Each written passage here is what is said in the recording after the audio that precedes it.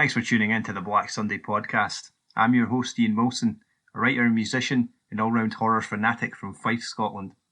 Joining me on the podcast is Kevin Grossett, a filmmaker and self-proclaimed cinema fanboy living in Edinburgh. So without further ado, dim the lights, pop the lid off your favourite tub of ice cream, and hold on to your loved ones. The dissection is about to commence.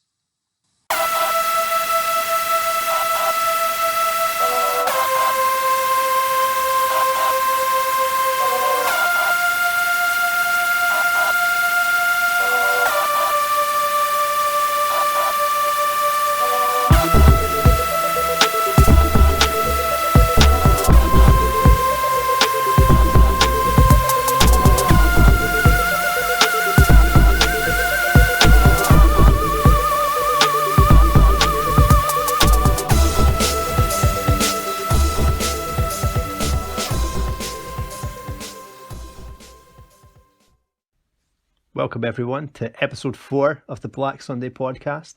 This time we're starting to get into a bit of giallo territory.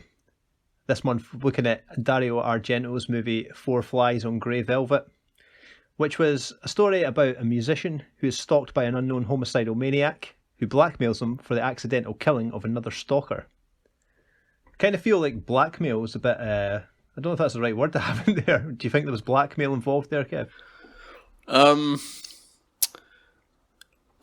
To me, it's more like the guy is trapped in a maze of self-doubt and paranoia. It's more like the killer is playing with him throughout. Yeah, there's not really they're not trying to get anything from him, really, just to drive him insane. And then kill him. Yeah, and just ultimately torture him and then just kill him off. It is thought of as a mystery thriller, but we did speak on the last episode as well about those kind of blurred lines with horror in here, and I really think that you could interpret that as horror. It's been. I noticed when I was googling stuff as well, it is thought of as a horror as well. But it seems when you look up IMDb and stuff, it's got mystery thriller. But there's some questionable child films that could easily be nightmare fuel. So again, I think this one also qualifies for it. It's the third in the unofficial trilogy of Argento's Animal trilogy, which features The Bird with the Crystal Plumage and The Cat o' Nine Tails, which, to be honest, I've not seen either of those either. And I take it that, this is the third in the trilogy. It's not really anything to do with either of those two stories. Yeah, I don't think they're connected. I've seen the intro of The Bird with the Crystal Plumage, which I'm going to talk about in a bit.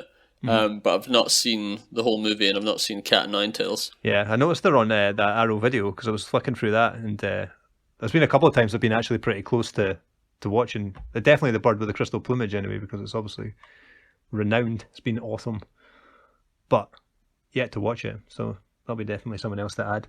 There's a thing I noticed with this film too. We'd spoke about before we started filming, where we were when I texted you, because it was like the random parts where it was like just going into Italian, because we both watched the English dubbed version, but then apparently there was this famous missing 40 seconds, which is what we were talking about, wondering what was quite going on there. It's like just changing a total grainy version of the film, with random Italian going on and stuff. I don't know how it became synonymous with being like this, there's a missing 40 seconds, because I didn't really feel like it really adds very much else to the story as such. But no, it's a couple of establishing shots and a couple of, let's say, wider angle shots of some of the scenes, but yeah, I don't know if they're really that necessary, but it's better to have them, I guess. Yeah, just a selling point as well. It'd be like, oh yeah, there's this other cut, man. It's got this 40 seconds. It's wild. I was kind of looking up a bit about the production as well with this, just with, there wasn't a whole lot before we get into the actual story itself and all the scenes that are going on. I saw that I didn't actually know any of the actors that had been in it before I'd watched this, and I saw that they'd previously, for the main character Roberto, there was people that were considered, such as Michael York and Terence Stamp and Ringo Starr. Would have been some cast. Certainly would have. Totally changed that one. And one of the things that was actually of this film that did jump out to me quite a lot was the actual score. And that was a part of it that really at times where I felt like there was a little bit real adding to the horror element of it. And I was quite surprised when I read that Argento fell out with the composer it was Ennio. I apologize if I don't pronounce this properly, but it's Ennio Morricone or Morricone. Morricone. So he became famous for the Dollars trilogy by Sergio Leone. Oh, cool. And if you've ever seen a Tarantino film, usually he uses at least one Morricone song in there. For example, Inglourious Bastards, when Shoshana gets killed by the young captain or whatever. Oh, right, cool. Yeah, I didn't know that at all. I just was reading that he'd obviously been working with Argento in all his previous films, and then they fell out with this one, and that was it. They didn't work together for... I think they did work again. It was something like in the 90s or something like that, so 20-odd years or something that they were falling out with. Okay. There's also the first time that bullet time was used, apparently, on this film. I didn't even notice that in the film where that was, but I was just looking at it, I was like, that's quite a cool thing. Okay, yeah, I think there's a bit when the guy... Sorry, I say the guy, the lead, Roberto. I think it's when he's walking around the house when the killer's stalking about and the camera just kind of starts flying around the corridors. All right. I didn't even notice that, man. But I think that's actually a good point with that sort of thing going on in the 70s really is probably what this film's about the most, just the actual camera work. And I think there's a lot of, I don't know if you call it pushing the envelope or something there with the type of stuff that Argento was doing, more so than the actual story, it seems, because there's a lot of people that don't like this film. I watched that, I kind of went into this blind, which is, I love doing that with films too, when you go in and don't know anything about it, and then you can sort of take what you want from it, like raw. When I went back afterwards and then was just kind of looking up some reviews on it and stuff, there was a lot of people. I mean, there's some of the things that I did think that it was that was getting mentioned. Some of the stuff I thought was actually to the benefit of the movie that people were criticising it for. But there was quite a lot of critique. Maybe, I don't know if it's just because Argento has, they were expecting more from him, potentially, Yeah, I'm not sure. I mean, I enjoyed it. I didn't really think about how it would have come across at the time. Like, to me, it kind of played out kind of like Hitchcock on steroids, where it's just one stylized shot after another. And the plot is kind of thin, but yeah, I think it works pretty well. Yeah. There's another thing I read about the production that Argento did not originally want to use the image caught in the retina plot device. Yeah. Which, towards the end of the film, comes about and actually gives the film its title. Yeah. I was thinking that plot device was actually used in the Will Smith film Wild Wild West. I've got that, and I made a note of that as well, man. Because when it came on at the time, I was like, "What?" I was like, "Wild Wild West shit, man. What's going on?" They're ripping off Will Smith. I did, but apparently this was. It was. I did have a bit of information about that actually as well, because I was wondering like what was going on there. That's totally, man. But there was a whole thing with it that. Apparently, this was like something that was quite common in stories. I don't know if it was these like kind of trashy pulp novels or whatever back in the day, but it was sort of the kind of there was these detective noir things that that is a common way that the crimes would be solved, using that completely ridiculous, science, I guess. Maybe it was just like an urban myth at a time, like, oh yeah, that's what happens. People just went along with it. Yeah, we should probably mention at this point that the word giallo is the Italian word for yellow, and the term derives from a series of cheap paperback mystery and crime thriller novels with yellow covers that were popular in it. Yeah, they were popular in Italy. Yeah, yeah, man. I was going to ask you what it was all about actually, because I didn't actually look up what it was, but that was going to be I mean, I just quoted Wikipedia there, so hopefully don't get sued or something. That's good enough for me, man. I mean, if anyone's got anything to say about it, just let us know, and we'll release a wee statement, rectify it, whatever.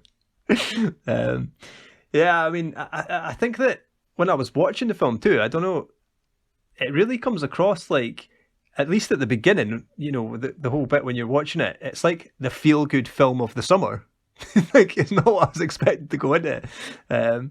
It's just, I feel, when he's like going through the park, it's kind of when he's being stalked, and he's sort of like the guys in the park and things, and there's kids that are on the space hoppers, and You know, it's just that, and the music particularly that's going on as well. It doesn't feel like anything that's going to be dark in any way. It's just a crazy thing going on. So that's why I was really like this film, like what. Yeah, it blurs that line between. I guess you could say it doesn't really feel that threatening in the beginning. Yeah, that's a good word for it. Like the threat's not there. And it's another thing that Hitchcock does a lot. You know, sometimes Hitchcock wants you to kind of like feel like as scared as the character in the film, but then other times he sort of wants you to laugh at them. So I think this is what was going on here as well. Yeah. There's definitely a lot of comedy kind of laced throughout it as well. And some of it, I wasn't sure if it was particularly intentional or it was maybe just that my own reaction to things. But there's definitely the dark moments that come in there too. Really builds the tension at certain points, really in a masterful way. It didn't necessarily hit in terms of, jump scares, but it wasn't really that sort of film either. There's like it's really surreal as well. I think there's a lot of surreal moments in it where the main focus of the disturbing elements when it goes like there's a scene. Well, we'll get into all the scenes as well, but the bit where there's like moments flashing back into that asylum setting and stuff. And then, in the parts where there's the maid who's in the park and then she's looking around and people are just like totally disappearing, like at the blink of an eye. It's just like they're there, then bang, they're gone. Then it's dark, and it's got this really sort of artistic-y, like sort of dreamy tone. That I guess Argento was sort of known for that thing as well. I've not watched a lot of his stuff, and again with like the giallo things and stuff. It's only recently I've started watching those films as well. But those are the kind of things that seem to be a standout in it. That kind of artistic approach to things too. And this one seems particularly being regarded as this sort of the film that was like a seed that kind of flourished for Argento when he went on to later films that he did, like Suspiria and stuff. There seems to be quite a lot of people are able to see there's things that he was trying here that he was then able to achieve in a better way, I guess, later on when he was doing those movies that are clearly his best work. Yeah, just following on from what we're saying about the tone, I guess there's characters in this who are literally in there as comedy relief, and there's at least, I would say, 3 or 4 characters that sort of fill that role. Yeah, totally. So the first one is the postman, who gets wrongly accused at one point. Yeah. I mean, he just kind of comes on like a clown, I guess. Everything he does is very broad comedy and intense, and yeah, that kind of stuff sort of adds to the dreamlike thing you were talking about, because it's sort of like we're not in a recognizable reality. Yeah, definitely, man. That guy particularly, we kind of discuss him as well, I suppose. I feel like, I don't know if it's because I sort of knew that this was going to be not a whodunit kind of thing, it was going to be like, I was kind of watching everything like, I wonder if this is like, what's this guy going to be? And I kind of focused on him too, because he was such a big character for like such a small part too. And he sort of had this thing where he kept repeatedly, he came back a few times, definitely comedy elements, as you were talking about there. But I was kind of suspecting as well that this guy's going to be, a clue or something like that, there's maybe someone that's going to be getting focused on. I mean, I kind of thought the same with a few other elements that we'll talk about too, but just focusing on, like you say there, with a few of the characters. I guess the other ones that you're maybe mentioned, like the professor guy and stuff as well. And that was also, it is weird that there's so many of these characters that are placed in there that are just that comedy relief, but multiple comedy relief guys, it's quite unusual, I guess. Yeah, I think some of the bad reviews were mentioning that. I think a lot of the reviewers felt that the tone was too uneven, it's jumping between different things. But I think it works pretty well. Maybe he was just ahead of his time. Yeah, totally, man. The things is what, again, try not to jump too far ahead there. There's things that the things like I was saying that people criticised it for were things that I actually enjoyed or thought was better. But there's, I mean, just before we go into all that sort of thing as well, I guess there's, the actual shots that are in this film are pretty bonkers. Would you not agree with that? Yeah, the camera work is not subtle. Yeah, I mean, even like just, I love the bit even the very start of this, man, when it starts off with the drums, which is obviously like, for me, that was I was not expecting that at all, man. It's like a total, but it was like a prequel to Whiplash or something. but like the guy's going absolutely mental on this drum kit, big drum, like insane drumming, and then it's like the credits where it keeps cutting to like the heartbeat. That's like, you know, just at like sort of the side of the screen, and then it's just like I think it's still in the intro there, where there's the shot of the guy playing the guitar, but it's like the camera's inside the guitar, so it's like the partial sort of sight lines or whatever. Yeah, that was amazing. Yeah, I was actually thinking about that shot at the time as well, when I was just like, would that be a case of them actually just like doing something around the actual camera lens and putting like strings across it or whatever to make it seem like a guitar? Or would they actually literally cut a hole in the back of a guitar and just like put it over it? Yeah, they probably wasted a guitar for it, just to get that shot. Why not? Yeah. Ah, well, yeah. Rest in peace. Film, yeah, man. There's other things in this film that I seem like Argento did not care about wasting as well, but I'll talk about that towards the end too. But yeah, there's just like that's what I kind of feel like that stuff right at the very beginning. Sort of, it lets you know kind of what sort of film it's going to be. You know, this as the heart. Even I mean, I thought that heart, man. There's like effort going into that. It was like really cool. And again, I was like, okay, it's focusing on a heart here. It's beating slowly, even though there's like insane like band practice basically going on with a guy doing this, you know, crazy drums. But it's quite a calm heartbeat, so I'm like, maybe the heart's going to play some sort of part in this story as well, and it doesn't really at all, unless I missed anything. So well, I think what's going on there at the beginning is they have to set up that the guy Roberto is distracted from the practice, so he's playing the drums, but because of these other images, you understand that there's something going on in his subconscious as well, because you start to see drums playing in slow motion as well, and then the heartbeat, and then the flashbacks to him being stalked from earlier. Well, the guy in I wasn't sure if it was actually flashbacks that was going there, if it was just following his sort of, and it was the flashback to the drum. But yeah, totally, man. With the guy looking through the window, where he catches sight of this guy basically stalking him in his like rear view mirror and things like that. Yeah, in terms of the editing, I think it's a flashback because you see a close-up on Roberto's face for a while, and then you cut to what happened earlier, and then we cut back into the room on his face again. So to me, that kind of signaled the he's thinking about start and end of a flashback, yeah. Yeah. And you've got the kind of fly, I guess, going on there too, landing on his face and playing into it a wee bit too. Landing on the hi-hats. Aye, squashing it with his hi-hat.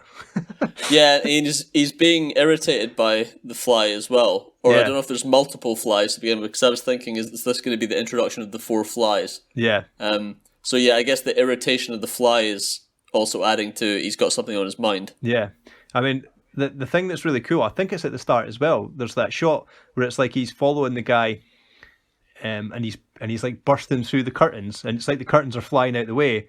And you think that you're moving forward, and then the last curtain is pushed, and it's like he's actually coming towards you rather than going away from you. That was great. Yeah, the reverse shot just suddenly, like, there's lots of things like that in the film. Yeah, man, I thought that was really, really clever. Just playing the things that you're not expecting to happen.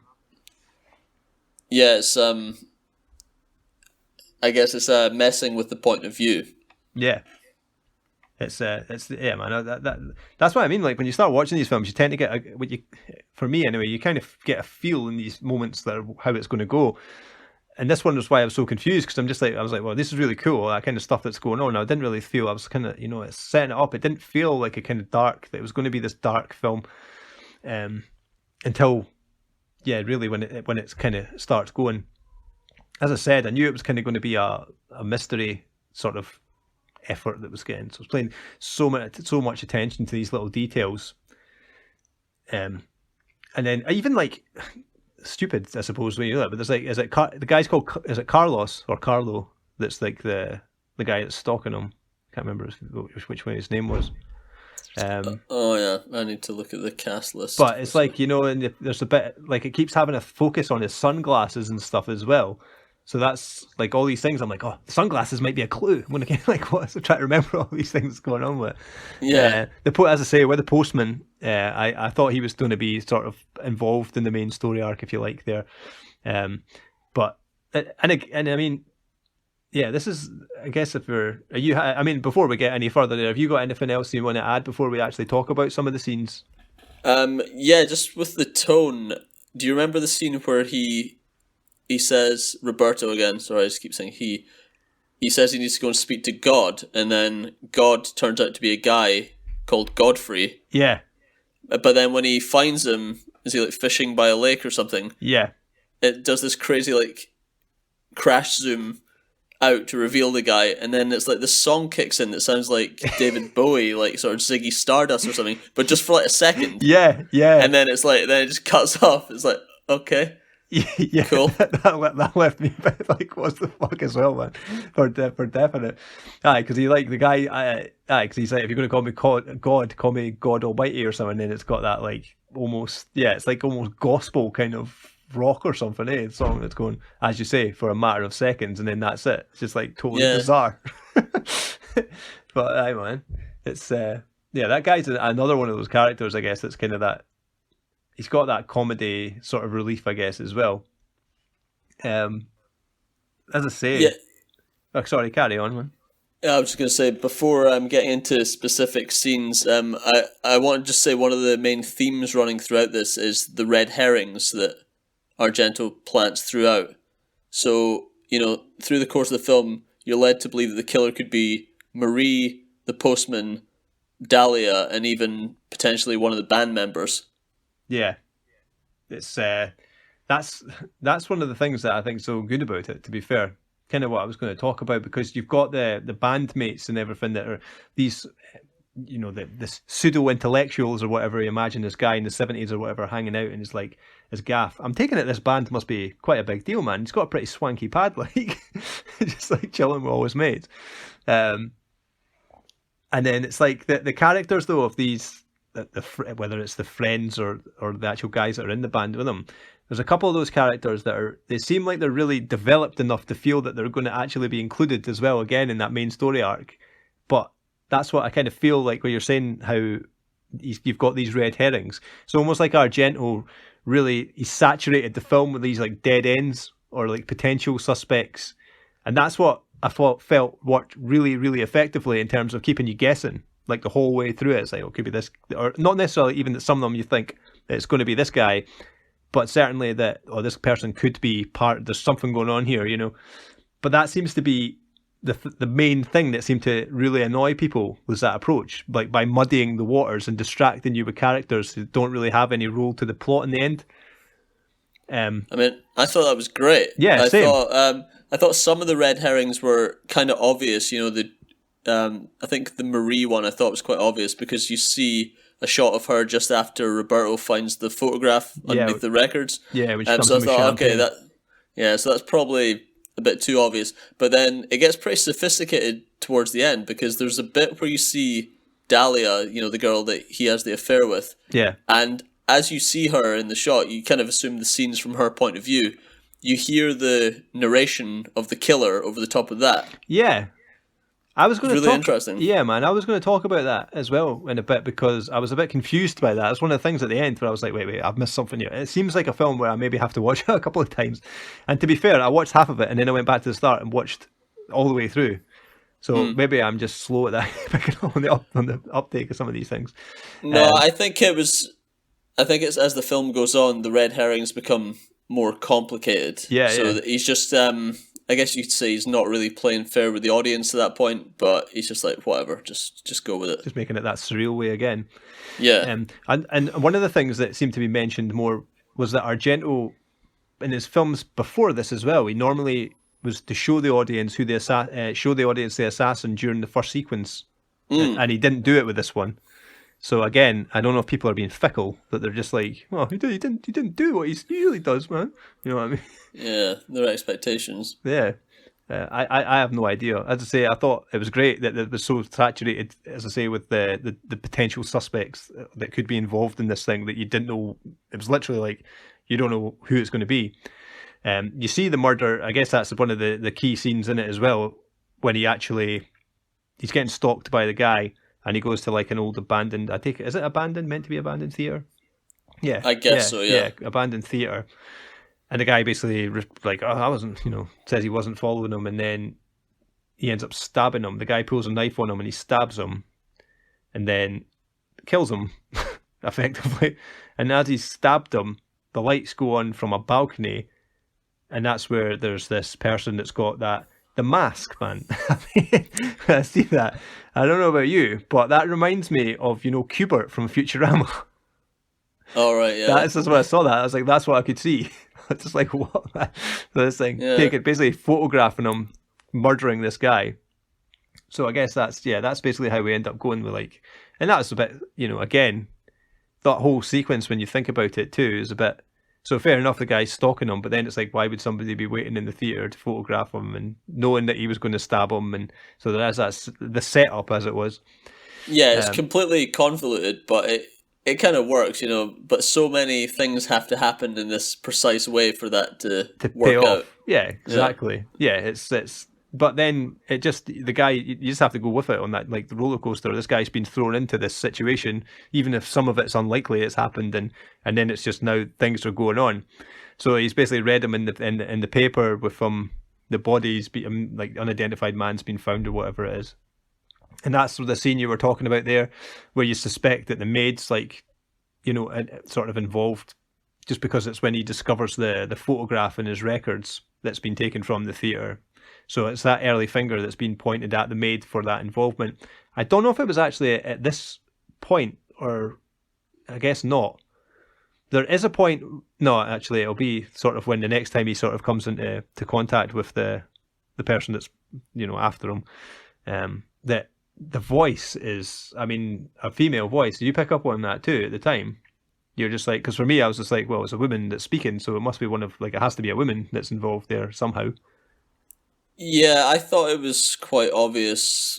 I don't know if it was meant to be obvious, Yeah, it's hard to know without seeing it with the original Italian language, but yeah, I was able to find that version. Yeah, totally, man. And I think that's really the point where you get that first sort of taste of the horror aspect of the film. It kind of creeps in, during his dream sequence. That's that repeated thing where they show the decapitation, where it's in I guess it would be like a sort of Roman type of market type thing or whatever it is. And there's the point there where he kind of wakes up from this dream. That's mentioned though. The dream is that not one of his friends talking about a decapitation or something previous to that? That's why I was thinking, that seed's been planted from one of his friends. I'm sure that before that at the party, the guy's like talking about something to do with somebody getting decapitated. Yeah, that's something I found really enjoyable watching it. It's almost like because it's been spoken about and then you see it. I don't know, there's something about that kind of setup and payoff works quite well for me. Yeah. And then with the beheading scene, it's cool how they just show you little parts of it and they don't actually show you the full payoff until the end of the film. Yeah, definitely, man. I didn't expect it to kind of be coming back as well. And it's just cool that it is that, as you say, that sort of sequence that keeps coming back, being a repeated dream, I guess, that it is this, it's not even like it's getting closer and closer towards the end either, is it? It's not just sort of the same, and then at the end it's the bit that's kind of like the full sort of decapitation, if you like. Yeah, I think it's slightly different edits throughout. Is it different? And then I also like that Roberto's dreaming of another character's death, it's... Yeah. Because obviously you assume it's going to be his death. Yeah, totally, man. As it would normally kind of be in a dream, I suppose, if you're in that. It's quite an interesting thing to look at and think about, that sort of subconscious, I guess. And then I guess the point that follows that, when you're talking about that sort of horror, when it's your typical kind of starting to get into that dark kind of thing, when he wakes up and it's the middle of the night, I was a wee bit confused again. Man, maybe I was confused a lot with this film. There's his cat's like hissing at evil, you kind of assume, as he gets up, he's sort of creeping around his house, because there was a noise. Did that not what woke him up? Like he woke up and he heard a noise, and then he got up to sort of go check. I can't remember what it is that wakes him up, but yeah, something like that. Yeah. And then he gets like the rope basically strangling him around his neck. I mean, I would have to watch it again, like you say, just to be like sort of, and I don't want to give away the whole ending and stuff like that too. But at that moment, I was it didn't make sense. I was kind of like, but how was the murderer, or the person that's really trying to kill him, like how were they there at that moment, you know? Because I guess I can kind of come back to that. But that was the moment where the you know, I kind of figured it was a woman, because there's like whispering in his ear, basically saying that she could kill him, but she's basically not going to. But then again, I noticed when I was looking up the poster there too, that the poster that I saw was like the mask, like the Futurama mask that had been like kind of split, and it was revealing a woman underneath. I don't know if it was specifically a picture of the actress. I doubt it would be actually that, you know. But I didn't see that before I watched it at the time, so that's when at that point I was like, it must be, yeah, like you were saying, like it was pointing the finger at the maid, but you know, maybe that was too obvious at the time that it could have been her. But I thought maybe there's some sort of involvement in it, or maybe multiple people that are involved in it trying to get back at this guy for whatever reason. Yeah, I guess he's trying to sort of unravel who could be plotting against him. One thing I was a bit confused about is, are there two private detectives in the film? Because there's let's say, the really charismatic guy who meets his ending, but then there was the kind of shorter guy with the glasses and the big hat. Was he not kind of a private detective as well? Yeah, he was kind of the professor, that guy, is he? Oh, is that the professor? Yeah. The guy that was at Godfrey, that was like in the hammock. Yeah. And then, he was he hired him just to sort of watch his house. He wasn't really, I don't think he was supposed to be a private investigator going about trying to sort of unravel it. He was just kind of keeping an eye on this property for him, make sure that if the killer shows up, he's to sort of tell them or stop him, which I think he tries to do at one point and fails. But he's, like you're saying, the actual private investigator guy, he's another comedy relief element to the film, I kind of felt as well. So you do have it. It's weird that you have but maybe it's just that they're enjoyable characters, you know. That particular, I mean, I liked it. Like those guys are like, for me, like the sort of the most enjoyable, or the best, maybe not the best characters in it, because I do like sort of, we'll talk about that I guess later as well. But some of the other actors and characters that are in it are really cool. I'm just going to I was going to say, but I'll just wait till we get on further before discussing it, that kind of stuff. I'm kind of going on about things with you know, the next sort of key scenes and things. I guess it's one you already mentioned too, where you get introduced to Godfrey and Professor. The Professor guy, he kind of reminds me of like something like almost like a Marx Brother like kind of character or something. Not that I've watched a huge amount. I know that's kind of more your sort of thing, but do you not find that there was like that kind of vibe with him? Yeah, I guess he had that sort of like manic energy. So it's just this kind of, the whole the way it came across in the film too, like you were saying with the, you know, when it's like he turns to God for help and stuff. So I guess that's maybe another little sort of jokey thing that's going on there, and he's getting basically plagued by these sort of murder souvenirs. That's where the point where it's kind of like he's getting these things, but he's not getting blackmailed as such. So he's just being tormented, even though obviously the film was kind of described as him being blackmailed. I like that so much, the fact that there wasn't any obvious like blackmail that's going on, because it was just like there was no clear way for him to resolve the matter. Like he can't just say, right, here's your money, or I need to get, you know, that wasn't part of the story. Like, okay, you have to get this in order to sort of gain your freedom or whatever it was. There was nothing. It was basically effectively as you just knew that it was going to end with somebody dying, basically. You know, it's either going to be him or he's going to have to fight somebody or outsmart them. So it was a game of wits kind of thing. And as you say, the whole thing with like you know, I guess when it's going on about Roberto kind of being a bit paranoid, as you would expect, when he goes back to his property after, you know, meeting God, and then there's the postman again that's like delivering his mail, that ends up just getting an absolute doing, you know, for his troubles. Unjustly. Yeah. And then just his reaction just seems to be sort of a scalding almost for a guy smacking him over the head and then just running away. Because that was the whole thing that was just like, it's the whole point of this guy. We're talking about the postman, this character.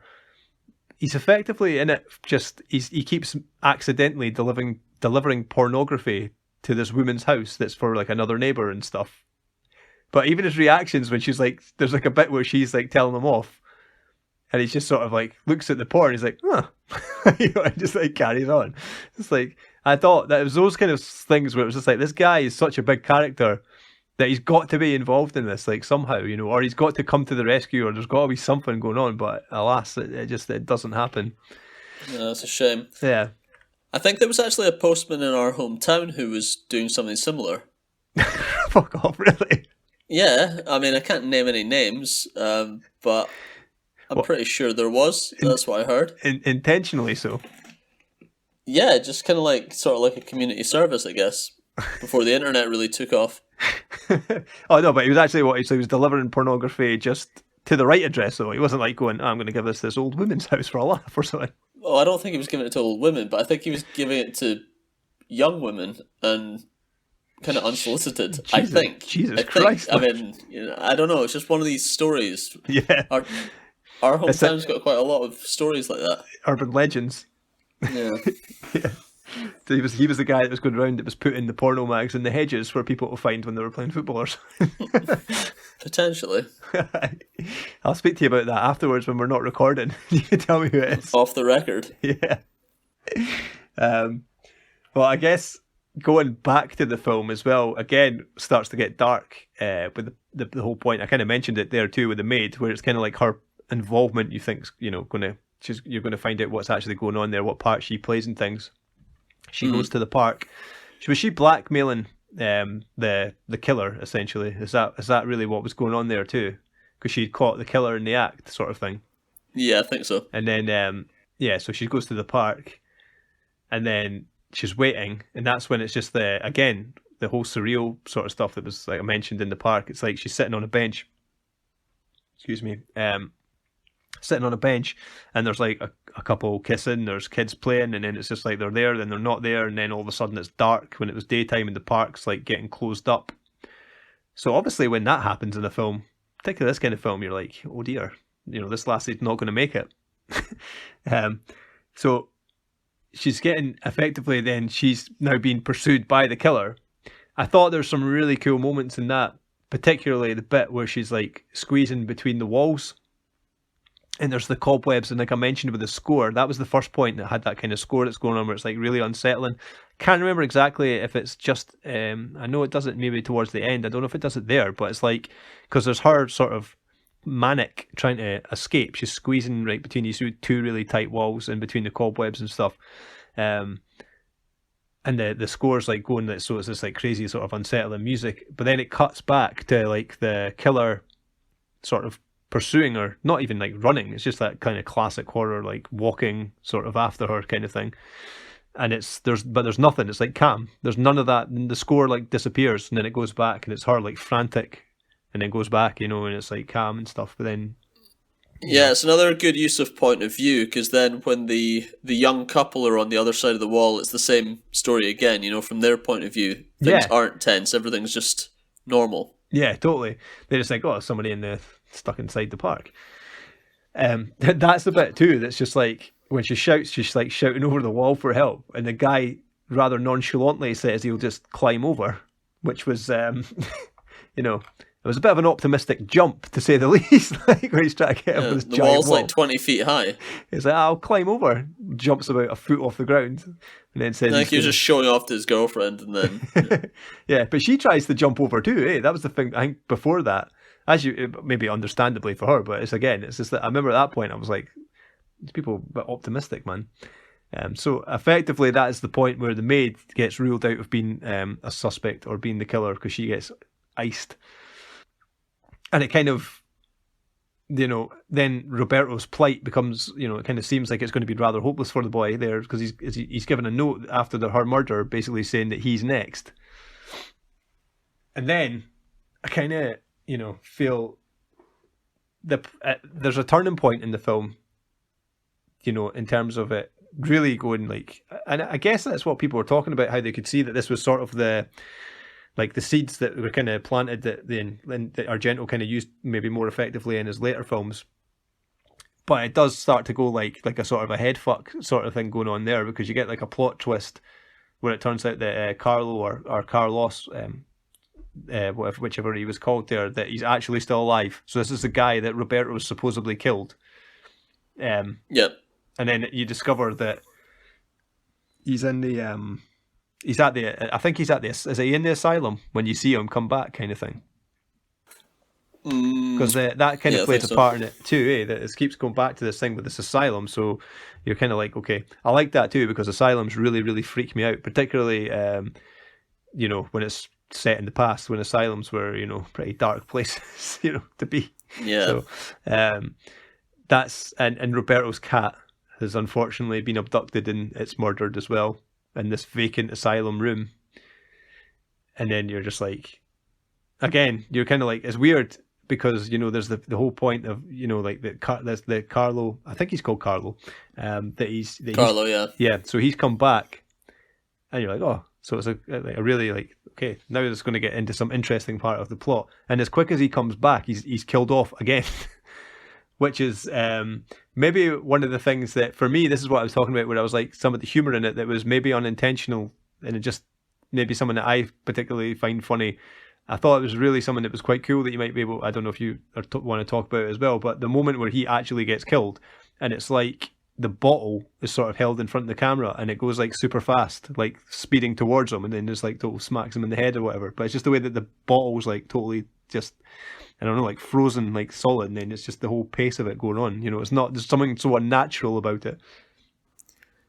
Yeah, it's highly stylized, I guess. It's almost like from the bottle's subjective point of view.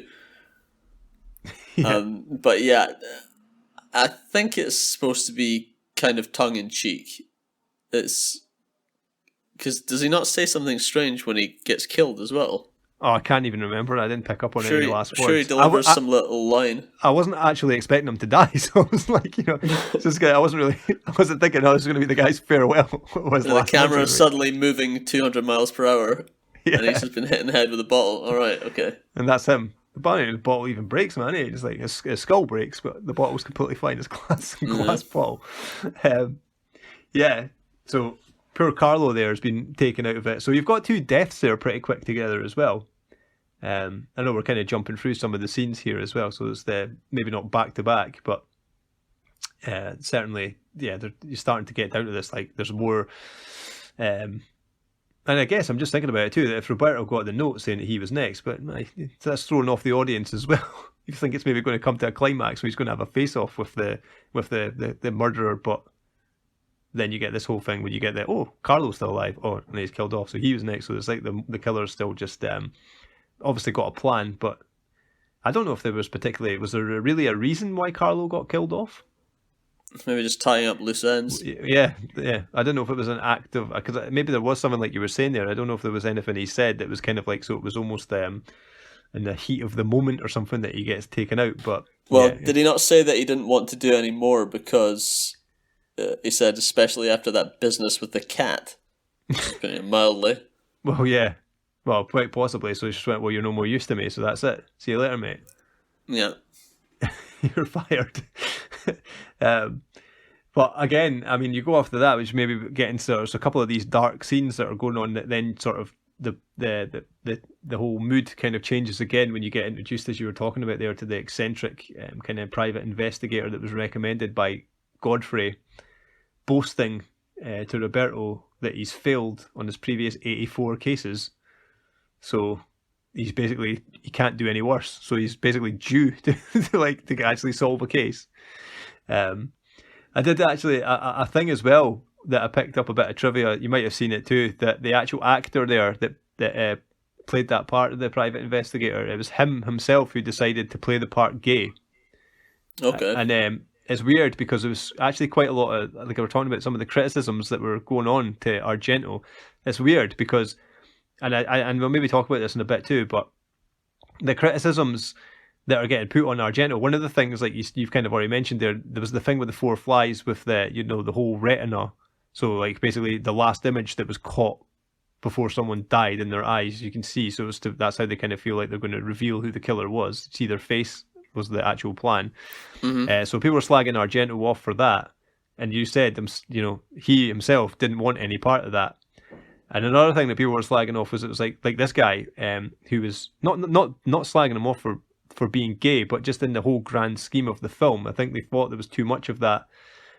And I do think maybe he wasn't obviously intentionally like writing that character as being gay, but there was parts of it where it was supposed to be that there was, I don't know if it was meant to be blurring the lines of some sort of sexuality or something that people were getting a fucking, losing their minds about or something. I didn't actually pick up on this in the film. It wasn't like, because there was things where like going, oh well, the guy Roberto and stuff, he was meant to be like quite feminine or something like that. I didn't really pick up on all these things, but that was part of the thing. So it was quite weird that Argento's, like, quite a lot of the stuff that people were slagging him off for were things that he didn't necessarily have a say in, or it wasn't intentional, that they maybe took someone else from the film. So I don't know. Maybe people just had an issue with him, or what he wasn't doing. I didn't pick up on these things particularly.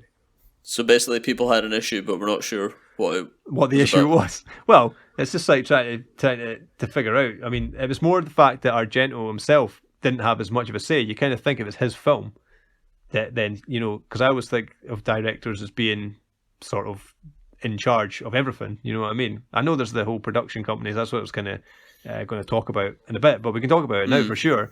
So I don't know how much studio involvement was, like, or if it was the writers themselves that were just, this is how it's going to be, and he was there merely to basically make the film look nice. I don't know how much. No, I think he wrote it. It depends, because if a director doesn't have a strong personality, then you can end up in situations where actors are just sort of telling you, "Yeah, I'm going to do this," and yeah, I think if you start letting that happen, the whole kind of film can get away from you. So yeah, I thought you were going to say that people were annoyed by the portrayal of the gay character, because I guess it is very, by today's standards, pretty on PC. Like, he's just coming out with ridiculous little lines about, oh, maybe something's going to happen between you and me, to like the lead character. Yeah. Like, but out of nowhere, it's just sort of. Yeah. I don't know. Maybe you could argue that it's just it was a poor portrayal of a gay character, because the guy's just sort of leaning into cliches or something. Yeah. I never actually read anything specifically about that. It was definitely just the whole sort of the way that the film was kind of like styled, I guess, throughout it, when it was focusing on these things. People had a lot of problems with the plot, to be fair. It was kind of like going, I should have been working on the story more than, focusing on the fucking shit. Like, essentially, it was what I was reading about it. But again, I mean, I think a lot of it's just nitpicking, or people are just, I don't know, man. People see what they want to see. Yeah. But I take it, like I was going to say there with Argento, you're saying about you need to have that strong director. So we're talking about like Kevin Smith with Bruce Willis, where he's like basically just that, telling him his script's chuffer. telling him what's going to be shot that day and what's not, and what lens to use. Yeah, exactly. You kind of maybe understand it for somebody like Bruce Willis, though. It'd probably be quite hard to stand up to a kind of Hollywood actor, as opposed to like these people, man. I don't know how popular they were in the whole industry at the time. I noticed a lot of them did basically predominantly in Europe. But we can talk about the cast, I guess, towards the end too. Worth noting, actually, that this is like our 4th episode, and it seems to be 50% of the things that we've reviewed that are like foreign language films. We're very broad-minded. Yeah. Keep it going. Sorry to interrupt you, though. Were you going to say something there? I was going to say something about, so the character we were just talking about, I believe he's called Arosio, and it's kind of interesting that his murder is actually played for laughs in the end, because you mentioned how many cases he failed to solve, and the murderer, while murdering him, says, "Congratulations, you solved the case," and he dies with a smile on his face. Yeah, totally, man. A nice happy ending for him in a really horrible way. Yeah, is it in a public bathroom or something? It's like a railway station or something. It's not, because he's on like I don't know what you call it in America or wherever it's meant to be and stuff too. It's kind of like a sort of Italy, I guess. Yeah, I guess it's in Italy, but it's not the subway, but I guess it's a train or whatever that's going around. He's in the kind of like a railway station. Goes to the toilet, but it's like he's checking the stalls as well, eh?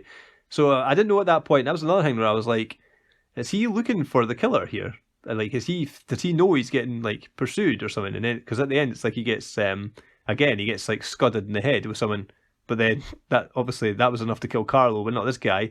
So then they just like inject him with something. Something blue. Yeah, something completely unknown. Which is probably one of those moments that makes people cringe as well, because that's like for needles, you know what I mean? Because it's quite not overly graphic, but you do see it, like, going, basically him going pressing into his skin or whatever. Yeah. There was a bit actually yeah, I guess before that happens, there's a kind of a couple of scenes where one was the point where Roberto was obviously like his life's in danger, and that's when he asks his girlfriend to leave because he thinks that she's also going to be in danger naturally as well. But then, Yep.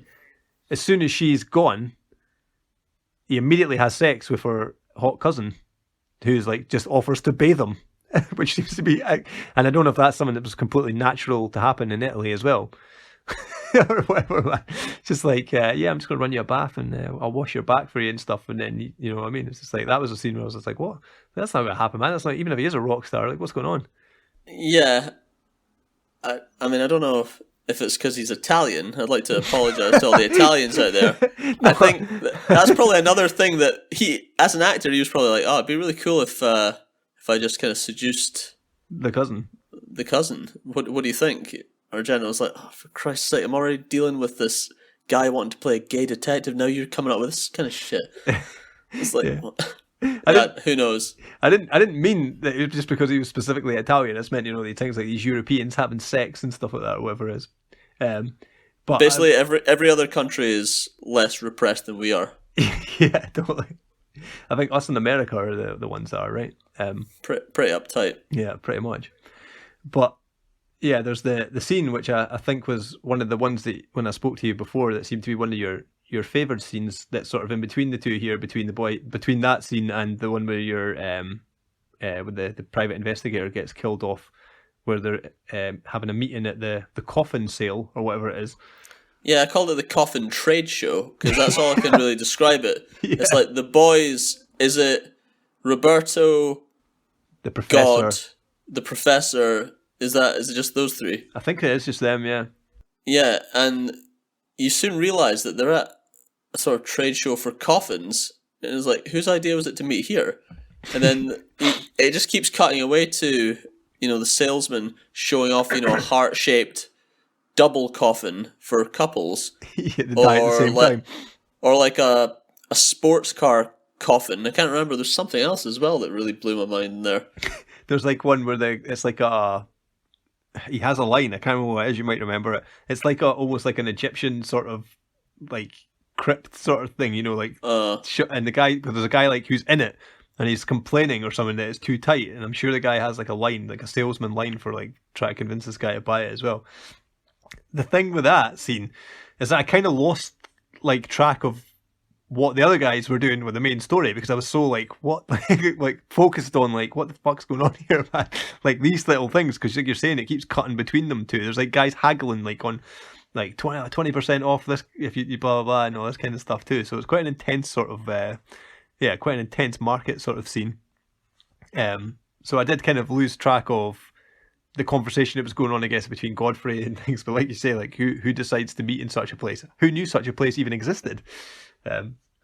Well, maybe it was because they had to speak about some sensitive information to do with the killings, and they knew that no one will come here. Yeah. So like, it's not like anyone's going to overhear them at a coffin trade show. Yeah. Oh man! After this, you have to Google that, man, to see if it's actually a real thing. I'll apologise if that is it, because it's even better if it's not, that Argento or whoever just like came up with it. Like no, this is where they need to be. It's not going to be a crowded marketplace. It's all cliched, man. They need to go somewhere very specific. It's going to be a coffin trade show. That'd be pretty wild, man. But then, yeah, as you say, the private investigator, poor guy, solves his first ever case and then gets killed. Yeah, the main point I wanted to make about that scene in the train station toilet is the lighting is just overhead fluorescent lighting as you normally would have, and it's a thing that Argento does quite a lot. Is he'll have like a murder happen with the lights on, essentially. So sometimes he'll have it like everything will be kind of dark and moody, as you might expect. But for example, the beginning of The Bird with the Crystal Plumage, it starts with this young guy walking down the street at night. And you're thinking, all right, something bad's probably going to happen to him. Creepy street. And then he walks past, I think it's the front of like a high-end clothing store. And inside the lights are on, but everything's closed up, you know, for the night. And then there's a woman in there who suddenly gets attacked by a killer inside. So the guy is outside on the dark, spooky street, but he's fine. but the woman in the brightly lit environment's getting knifed to death. So yeah, it's interesting the way he kind of plays with your expectations like that. Yeah, I mean that's awesome. I think if you're turning things on your head and doing that, that's amazing. I need to watch that film, man, for sure. Like because it just sounds probably more of his stuff too. Because I think I've seen like Suspiria, and this was pretty much it. Sadly to say. Same here. But yeah, sorry, the bit that we were talking about that was a bit confusing because I guess after this point, Godfrey effectively tells him, or Roberto, you've got like your two choices are either to sort of go to the police or you have to run, and he chooses to do neither of them, and that's when he chooses to stay. And then the next sort of key scene, I guess, kind of was the thing that was confusing me that we were going to talk about, because you see his the cousin that he's had the affair with, and then she's hearing. I thought that it's like she hearing the flashback voices in her head from the asylum, and that's when the fingers like. Again, it's like, oh, so it's her. Like, as in, like absolutely certain that it must be her. But then I think it's because the killer is already in the house, so it's sort of legitimate for that to be playing over the top. But even then, potentially not. Maybe he just wanted to confuse things further by having the other person's thoughts over the image of this girl. Yeah, because it's weird, because you would think normally in that sort of thing, it would either be like a POV shot as if someone's watching the girl, but it's almost like she's, maybe I've got this totally wrong as well, but I thought it was like that she was almost like reacting to the voiceovers, of the thoughts themselves, that they were inside her head, which is why I was like totally confused, particularly so when it's like, because, she effectively is the next one who ends up getting taken out of the game. Yeah, I think the confusion's intentional. I think that's what he's trying to do. I think he's just mixing things up to the point that you don't really know what's going on. Yeah. I like the whole point that was a lead up into her sort of death as well. It's got probably one of the more sort of classic-y... I mean, the one that you're talking about, the maid, when she's in the park and it's nighttime and she's running and just squeezing between the walls and all that kind of stuff and she's trapped, you don't actually see her... getting killed, you just hear her scream from the other side of the wall. So it's like when the other people were the couple that were effectively going to nonchalantly try and save her, or not save her, but help her, not knowing she was in real danger. This one again is when she's like, because it's a dark house. I guess kind of maybe a bit different there from what you're saying with the lights on, like what you're saying with the last death. This one, she's sort of in the house and the killer's in the house, and then she's trying to elude the killer, and she hides in like a wardrobe, is it? And it's that, the classic kind of sort of peeking out, and there's like this sort of like a thin sort of slice of light that's there. Yeah. And then, I mean, these are always the kind of things I think in horror films too, where the person comes out of their hiding spot, because I think normally people would maybe stay there. As long as possible. Yeah, but this person's like, and certainly not the way it is, like, oh, the person was in the room and I can't see them because I'm only looking through the crack in a door. But they were away but they've only been out the room for like 20 seconds, and the person's like comes out of their hiding place, so you're expecting them to actually just still be standing there, you know what I mean? But that's classic for horror, I guess, man. When you're like, no, you're screaming at the person and not do what they're doing. But then it's like that she doesn't immediately come face to face with the killer like I was expecting it to be. But then it's another amazing sort of shot, I guess, when she ends up getting. Did she get hit again? Actually, did she get hit in the head? But she ends up going flying down the stairs. She is. Doesn't she get slashed? It's kind of like... maybe slashed, yeah. It's quite like the scene in Psycho where the detective comes up the stairs and then gets slashed across the face as well. Yeah, but I thought that was a really, really cool shot when it's like her reaction, then it's like her going down the stairs, eh? Yeah. Yeah, I thought that was really cool the way he did that one. And again, after that, I mean, at that point, yeah, that was when I'm just like, I have absolutely no idea. Like, I'd say like now I had no idea who it was going to be, kind of thing, or what was going on. I still kind of felt at this point that maybe the postman was going to come back in it, or his friend who had a couple of moments where he had that weird thing where he was like talking about like Frankenstein having sex or something, like earlier in the film too. That was a bit of a... Oh yeah, that guy with his sort of cod philosophy. Yeah. Just to impress the girls. Yeah, man. I kind of felt like this guy is going to be something, because he was in it a couple of times as well, That's what I mean. Like these characters, they felt like they were developed, and that you got a bit of the guy's personality and things. Maybe, I mean, the way it worked out, it was like you say, maybe a red herring or a dead end kind of thing that you there. But then it also sort of gave you an insight into the people that he was hanging out with and what his life was like. Maybe a contrast going on there between, the guy Roberto's plight and just the people around him that are completely oblivious to what he's done and things that are going on. I think it's his paranoia increasing throughout, so then he doesn't know who he can trust by the end. Yeah. And there's not really much mention, I suppose, from or anything from his friends or bandmates, apart from like one point where he doesn't show up to practice or something, and he gets a bit of a telling off by his bandmate and basically tells the guy to get fucked. Yeah, I think at that point I was thinking that the guy who he argues with, I thought he was the killer. Yeah. Potentially, or was involved with it. Yeah, totally, man. That's what I mean. There was so many like kind of little bits like that were just, it just kind of led you a little bit. It made you guess. It was good because I mean, there's so many of these things you can kind of, and like sort of modern films where you can kind of, I don't know, the payoff at the end or the twists that you kind of get. And this film didn't really have a huge twist ending, I suppose. But it still, there was so like it kept you guessing right towards the end.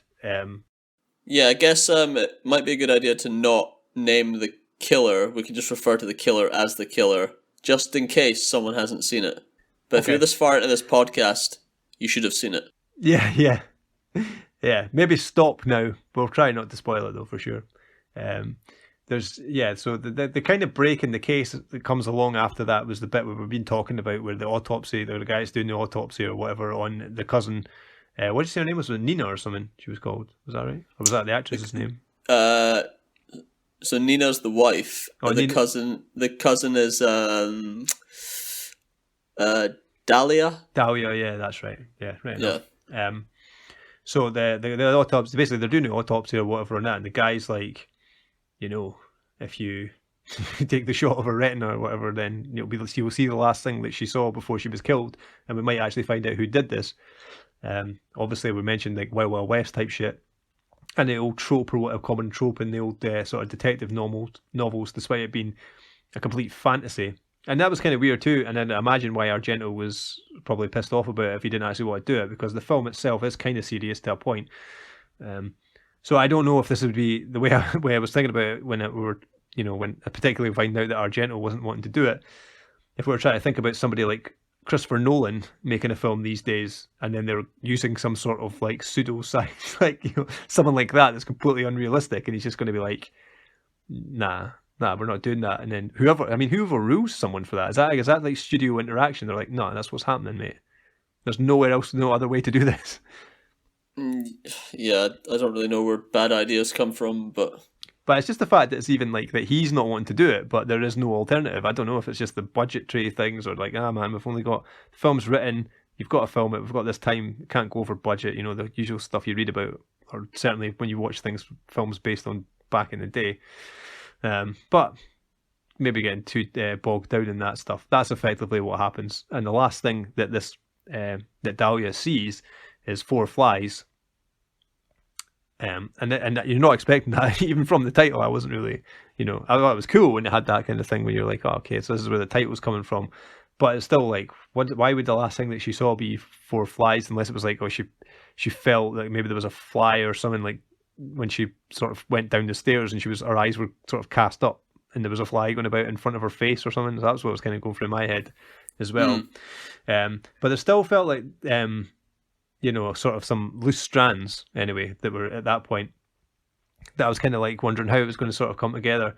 Things about like Carlo's involvement, which we kind of spoke about there as well. This asylum playing a part, which does get sort of that does get tied up in things. The main one that confused me was obviously the father's voice, but we've discussed that as well. Maybe worth going back and watching. I think this film definitely would be benefit of multiple viewings anyway.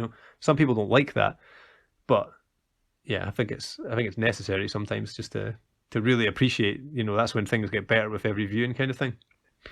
And you get the whole point there now where you're building up to this bit at the end where you've still got this. It really comes to a sort of climax. The suspense that you have that Roberto, and especially if you're having that thing where it's like he's turning to God and Godfrey or whatever's like, no, you go to the police or you run, and he's deciding to stay and fight the killer.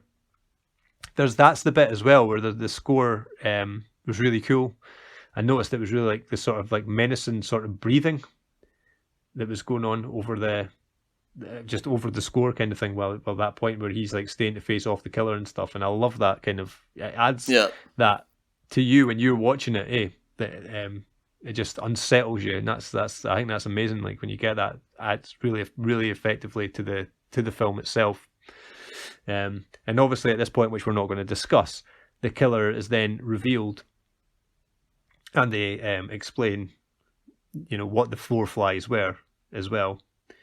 This point, I felt, and I'll tread carefully with my words here, so I'm not giving anything away, but I really thought that the character, the change that the character that was the killer goes through at that point was incredible. Just the whole, and you get the whole, I suppose she reveals everything about, why this was the case and things that were going on and then why this person became a killer and effectively being driven to insanity, but playing it, throughout the film, the person's like playing this really well. I don't know how to try and, without, it's basically that it's a revenge that's been taken out on Roberto, but it's not necessarily him that's done anything wrong. So it's almost like just being in the wrong place at the wrong time. He just sort of he filled the role of this revenge plot. But he played the part.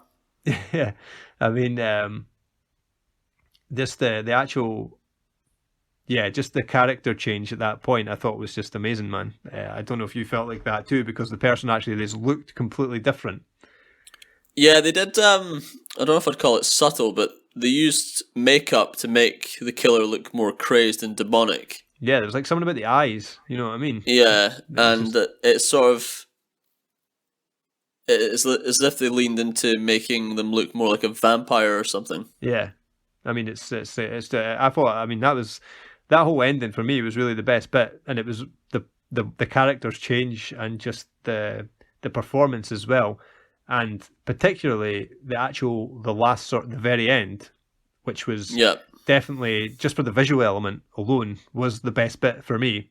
So basically, at the very end, there's a car. It's not a car chase. There's a sequence involving a car, and it comes in and it plays back with like we were talking about previously with the decapitation.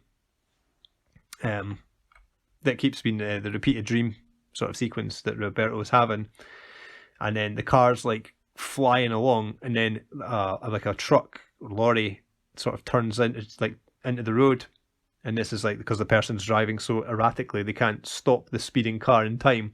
But then it goes into like total slow motion, so it's got like the slow motion cuts with the nightmare of this guy getting his head chopped off, and then there's the slow motion of the car crashing basically into the back of this lorry, and like the bonnet's like crumpling and the windshield smashing, and the actors like reactions and all that kind of stuff. Absolutely amazing. And I was, obviously, I don't know about you, man, but because it's going on with this decapitation and stuff as well, that I was expecting to see a decapitation going on from the actor that's in the car. That's the killer, effectively. I don't know. Did you kind of feel that? What, you didn't expect that, or you did? Sorry. I was expecting there to be a decapitation. I thought I thought that was going to be the very end of the film, that it was going to be this, because it built up to this thing where they were going on with the decapitation. You do see the decapitation in the nightmare or dream sequence. Not overly graphic, but I kind of thought it was going to mirror it in reality of the story anyway. And you were going to see like some total crazy like is really dark, gory, like sort of shot, of a person's head coming off in the car. But then obviously it doesn't happen. The car being... I think you see the head roll, don't you? Oh, do you see it? Yeah. Oh, I didn't. Pretty sure you see the head roll across the pavement. From the person that's in the car? Oh, the road, sorry. I think so. Oh, man. Unless it's Unless it's another cut back to the dream sequence, but I thought it was. You do see. Oh man, I'll need to definitely watch that again. I didn't think you saw it in the person in the car being decapitated. I know you saw the head come off the person that's getting with the sword. But yeah, maybe that was. But then it was just like, the fact that it's like it has that quick half a second back to normal pace, and it's like the car explodes basically, and that's the end of the film. So again, I thought that was kind of, because maybe you're totally right. Maybe there was the decapitation in there. I thought it was just I thought it was like almost like another comedy thing, like you're expecting the decapitation, but then the car explodes unexpectedly, again. And that was another thing we were talking about. We were saying about Argento, like obviously maybe he wasn't caring if he was going to waste the guitar. I read that he actually destroyed 12 cars just to get the effect that he wanted on that Jesus. at the end. So maybe he didn't care about budgets. I don't even know how you go about getting 12 cars. Just going through that. So the ending, it wasn't like, it didn't make, the stuff that wasn't like, I mean, we can't really talk about actually, I'll maybe skip over that too, because you can't really talk about this without revealing who the killer is. And one of the things, as I say, I wasn't really totally clear on like Carlo's relationship. One of the things that I read afterwards, that the writers apparently said that they came up with all the killings first and then the plot second. So this is another thing that maybe people use to jump on, basically saying that they were confused by the film, and then they didn't have that satisfying feeling at the end with like the twist and how clever it was or whatever. So there was definitely people basically like, well, that's the problem. they should have been focusing on the plot. But I didn't have that issue with it, man. I thought it was fine. Yeah, it worked for me. I mean, the ending was really surprising to me, just how stylized and beautiful it was, considering it's a death scene for the killer. Yeah. And it's a combination of the slow motion, the breaking glass, and the score is just incredible at that point. It just makes it really weirdly emotional. Yeah. In a way you didn't expect. And I guess there's a weird thing where once you find out the killer's backstory, they do have your sympathy somehow. Yeah, absolutely, man. I totally agree with that. And I think that is why that end, the very, very end, is the best, like you say, the best part of the whole film, just for that. And I never really particularly paid attention to that, like when you're thinking about the sympathizing with the character, but you definitely do have that. You don't feel like, oh, good, the killer, like, the killer's gone and the good guy's won sort of thing. It's not like that. It's just it does have that. It does have a definite an emotional ending, as you kind of say there. Yeah, I think that scene might have actually been inspired by. Have you ever heard about the death of Jane Mansfield? No. Yeah, so Jane Mansfield was a Hollywood actress. She had a sort of rivalry with Marilyn Monroe because she was another, let's say, blonde bombshell. But she was beheaded in a similar way. Oh, really? And and they actually they changed the way that trucks in America were built after that. Yeah, I mean that is another thing, because it seemed to be quite a common thing. I guess in horrors particularly too, that there was quite a lot of these ways for like that. Yeah, I didn't actually know if that was how they were built, or people just, it's one of these things where like, it's like how you see, in movies where guys pick up nail guns and they fire them like an actual gun, even though a nailed gun doesn't work that way. I didn't know if it was just one of these things. And I think that happens in Arachnophobia. That's how he kills the last spider. Spoilers for Arachnophobia. Yeah, spoil that film. But I didn't know if it was just one of these kind of things in Hollywood or whatever, where they just they do things that don't make sense in real life, but it's just one of these things that happen in films or whatever. So that's quite cool if it was actually something they changed the designs so that they stopped those things from happening. I suppose if you're saying it did actually happen to that actress, then yeah. Yeah, I'm trying to see when she died. So that was 1967, so it's 4 years before this film came out. I guess it was a pretty famous thing, so that's what made me think of it. Yeah, definitely, man. Quite a, that must have been quite fresh in the memory there too. So it's surprising they actually did something like that. I can imagine nowadays if somebody, a celebrity death getting used in a movie, that people would go absolutely insane about it. I guess they must have known that this kind of film probably wouldn't attract a huge audience, so yeah, it's kind of quite specific. Yeah, fair play. So I guess we should talk a bit about the main actor and the rest of the cast. So there's a thing I noticed about the lead actor, Michael Brandon, who, interestingly, was American, as was Mimsy Farmer, who played Nina. Yeah. So the two kind of lead characters are American actors. But yeah, he's got this kind of passive presence throughout the film. And yeah, in some of the reviews, they were kind of criticizing that, I think, saying that he just wasn't that interesting to watch, basically. But I think because the film's so stylized and it's dense in terms of the twists and all that, I think it kind of helps it, because I think if he'd given a really strong performance, it might have just felt too over the top. Yeah, totally, man. I liked him, and Mimsy Farmer too, man. I think that she was probably like one of the better, like, or the best actor of them all, really. I saw the main sort of four anyway that kind of jumped out for me, like you say, Michael Brandon and Mimsy Farmer. Then the guy that's the private investigator is like Jean-Pierre Mariel. Yeah. Obviously his performance, but then if we're talking about maybe if I'm playing the gay character, leaning into it too much or whatever, but he's definitely a likable character in it and stuff. And then Bud Spencer, who played God. I don't know, was he Italian? That name, I didn't check his backstory. So, yeah, this is quite interesting. So Bud Spencer's real name is Carlo Pedersoli, and he was in a film called God Forgives, I Don't, which might have been the influence on Only God Forgives, I guess. Oh, yeah. So the director asked him to change his name to something more American sounding, and the same went for Mario Garotti, who changed his name to Terence Fisher. So Bud Spencer and Terence Fisher were in tons of Italian films around this period, a lot of like thrillers, horror movies. And have you seen Once Upon a Time in Hollywood? Yeah. You know the sequence where it's supposed to be that DiCaprio goes over to Italy and makes all these films? Yeah. Yeah, so those films are based on the Bud Spencer, Terence Fisher films. Oh, cool. Yeah. Yeah, that's a nice touch, man. I didn't know that. You kind of expect Tarantino, though. He loves all these kind of things, eh? Yeah. So paying a bit of tribute to them. That's ace, man. I was trying to sort of see what they were doing. Like you say, a lot of them were working particularly in sort of Italian cinema and things like that.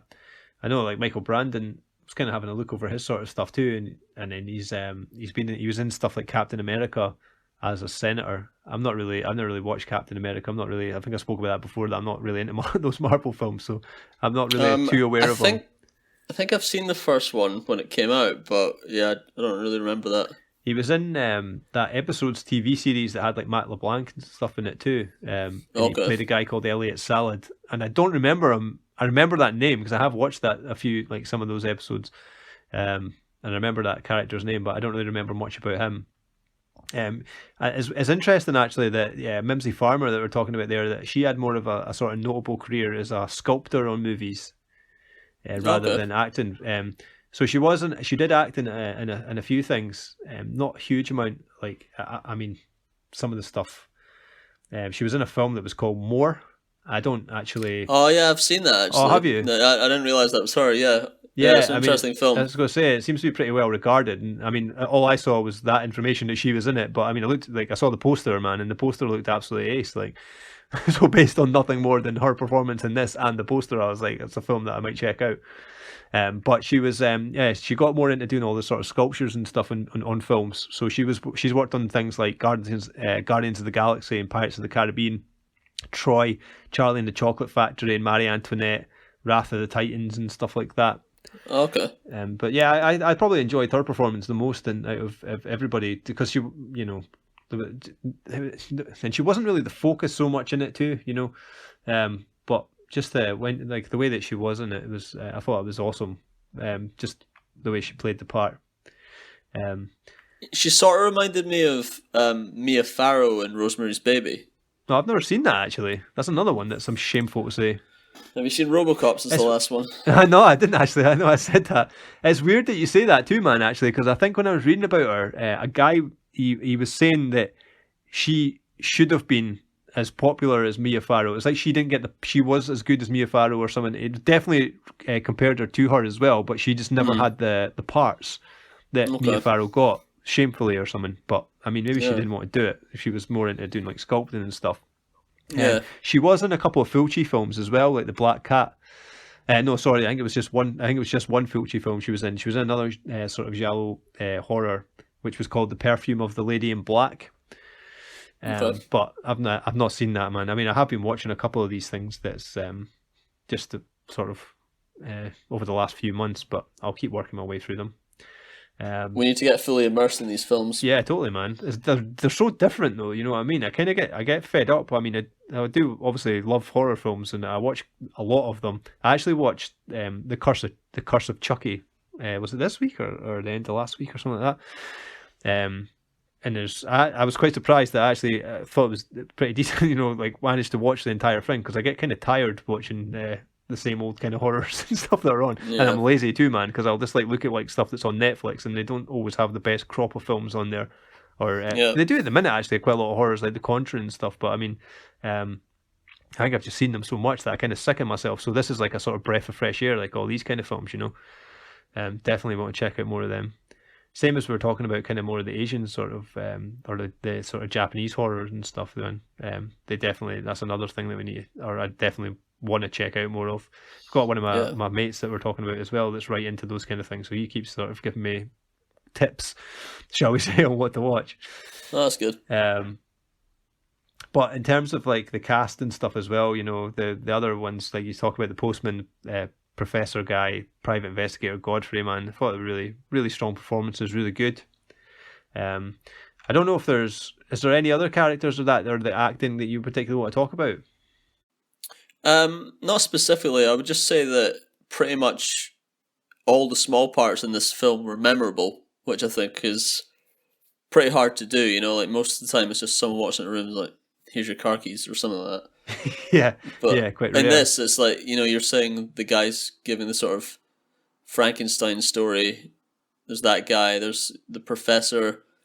They all just get funny little moments, I think. There's no wasted moments with the supporting cast. Yeah, even the guy you're talking about that's in the band with him that he has a falling out with, that's like literally probably like a 3 or 4 second scene, but it's memorable, you know what I mean? This like it actually throws you a little bit to be like, this guy sticks in your head that because you're trying to piece it together. Is that the guy who was also there at the beginning, you know, when he says something about being out of time? Yeah, I think it is the same guy. Yeah, he kind of gives him, It's quite I never picked up so much, like I say, about the whole band thing. I'm taking it maybe they were supposed to be like someone like the Beatles or something, if he was on about trying to cast one of them in it. I don't know, but it's quite cool. The sort of legacy of the film, I don't know, you might have some stuff to talk about. I think I kind of mentioned some of the things as well. It just seemed to be like it was kind of one of these films that apparently helped Argento flourish some newer styles for some of his later films. So it seems to be thought of more as a movie with a heavily, and again, man, I know we always disagree with some of these comments.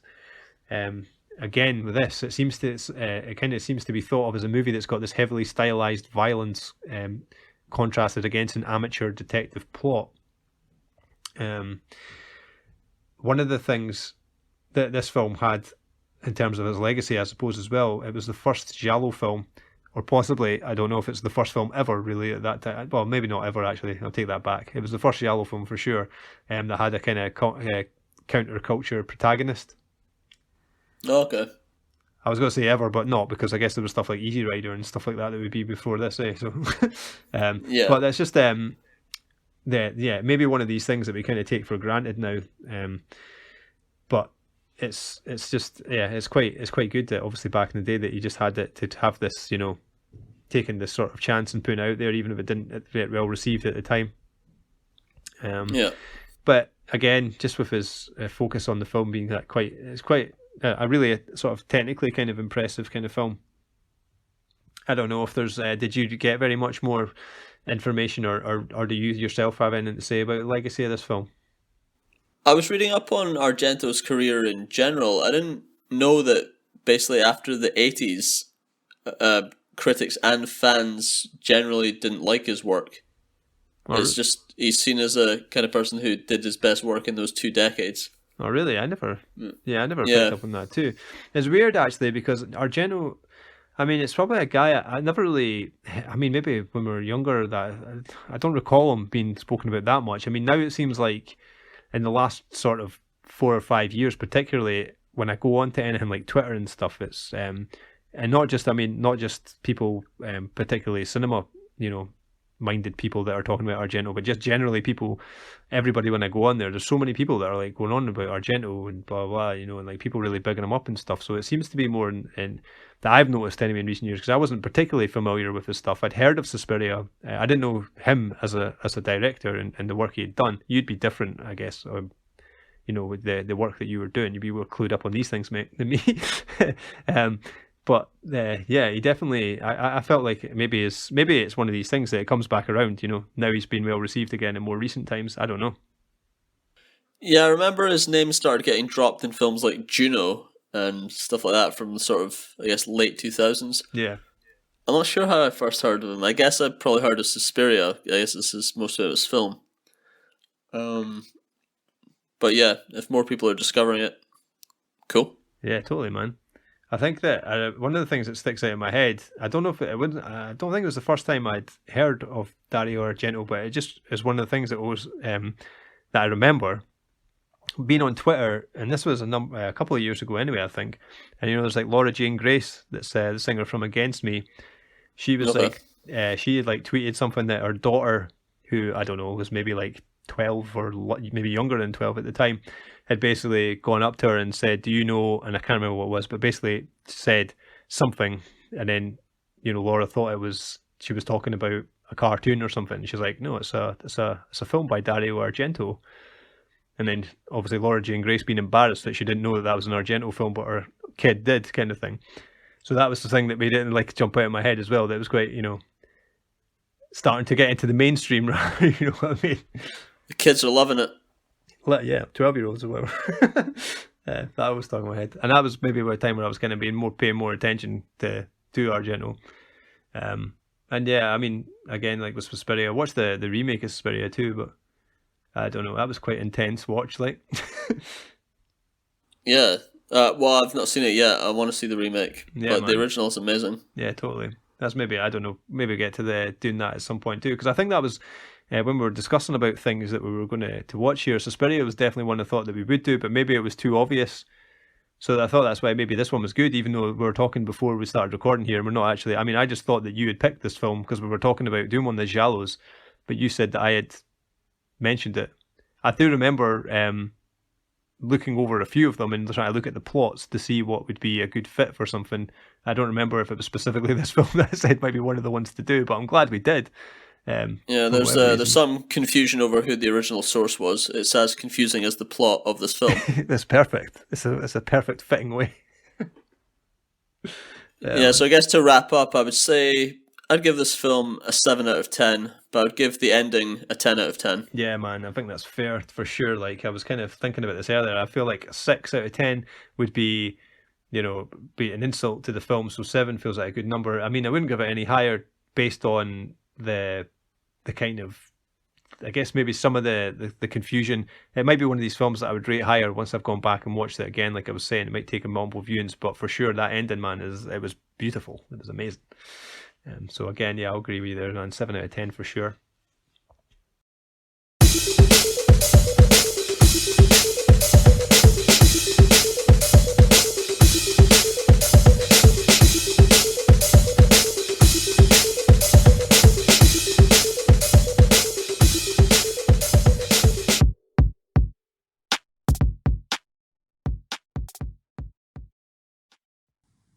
Thanks everyone for listening to the latest episode of the podcast.